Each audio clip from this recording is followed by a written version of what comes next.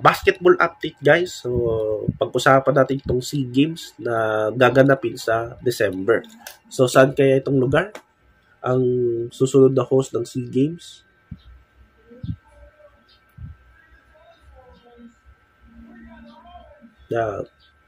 Sa Thailand. Sa Thailand guys. So ang isa sa mga pinag-usapan ay sino kaya yung magre-represent, no, sa basketball dyan sa SEA Games. Sino kaya yung kanilang dadalhin? Sino kaya yung mga players na posibleng maglalaro dyan sa basketball dyan sa SEA Games sa Thailand.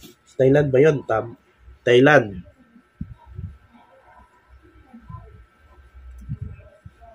Thailand nga guys. So sino kaya yung mga players na posibleng dadalhin ng Gilas Pilipinas dyan sa SEA Games? So yung coach kinumpirma na itong si Norman Black. So ang problema dyan, sino kaya yung mga players na available para maglaro dyan sa SEA Games? So yung isang column nagsasabi na posible itong sila Dwight Ramos, sila QMB dahil kinumpirma na ng FIBA na pwede nang maglaro si QMB as local. Tapos si Kevin Kiambao, Matthew Wright, yung mga Phil-Ams, tapos yung mga naturalized. Kasi parang allowed na sa SEA Games, no? Very controversial yung last SEA Games, guys. Lalo na yung isang team na 3 import, tapos maraming mga questionable mga no? Na half foreigners. So ito namang Gilas, parang isa yung dinala nilang isa o dalawa. Sila Justin Brownlee, tsaka si Kwame. So medyo controversial ang nakaraang SEA Games, lalo na sa isang team, no?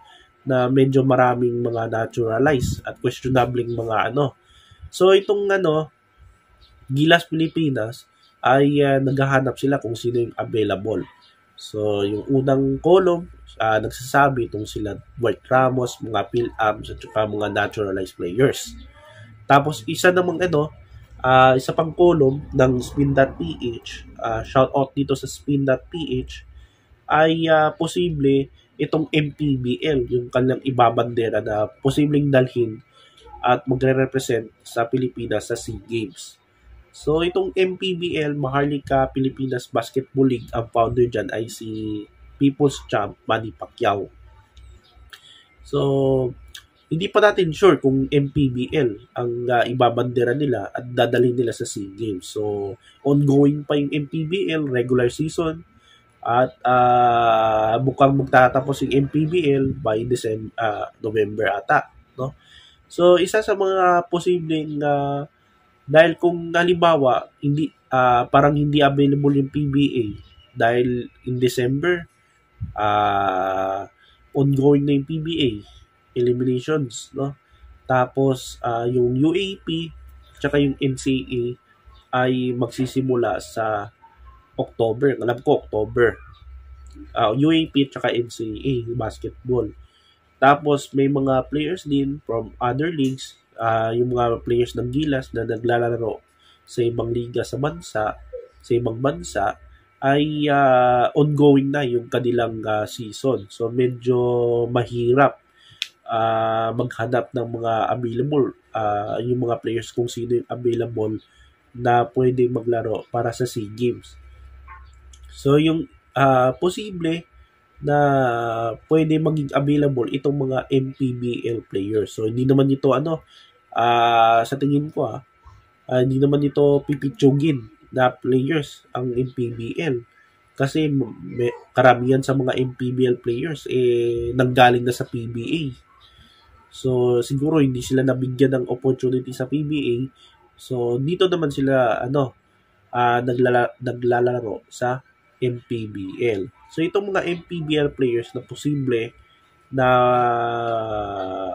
magre-represent sa SEA Games. So ito, sila Dave Ildefonso, yung mga players ng Abra, kasi yung Abra ay number 1 in team ito sa ngayon sa MPBL.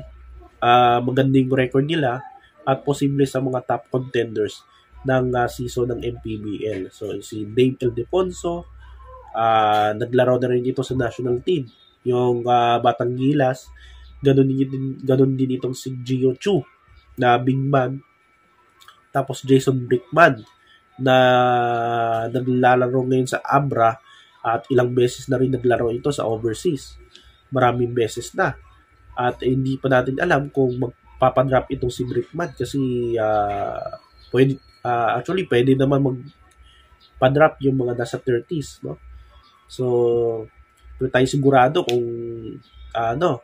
Tapos itong si Encho Serrano, nag-BB na rin ito, one season. Tapos, isa pang player na binanggit dito sa column ay itong si Larry Muyang. Tapos si Bulanadi. Alin Bulanadi? Si Bulanadi, nagbatang Gilas na yun ito. Under Coach Tab. Tapos si Larry Muyang. Tapos yung mga veterans na ng PBA na nasa MPBL ngayon na si Big Man Greg Slaughter at si Big Manuel. Itong dalawa, naging national team player ito at isa sa nagdala noong 2019 SEA Games sa Pilipinas kung saan nag-gold medal tayo.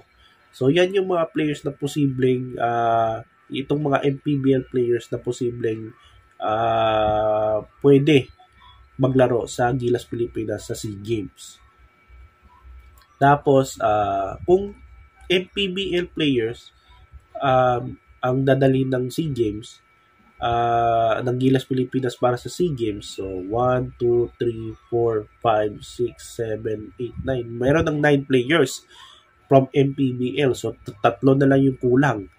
So, malamang itong si Kwame available pa ito, no? Si Ange Kwame. Tapos, kung available din si Kevin Kiambao, pwede rin. Si Kian Baklaan, ewan ko, parang maglalaro na rin ito sa UAP, no? Si Kian Baklaan. Sino pa ba?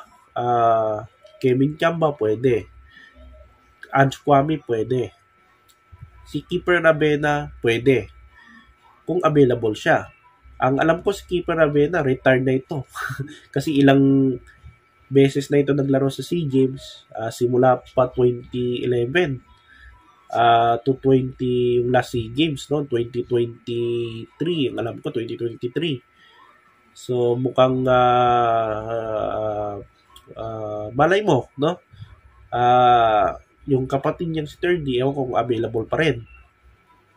So, yun, isa sa mga natin kung MPBL ba, yung ibabandera ng Gilas to play SEA Games. So, yan yung update natin, basketball update sa araw na ito.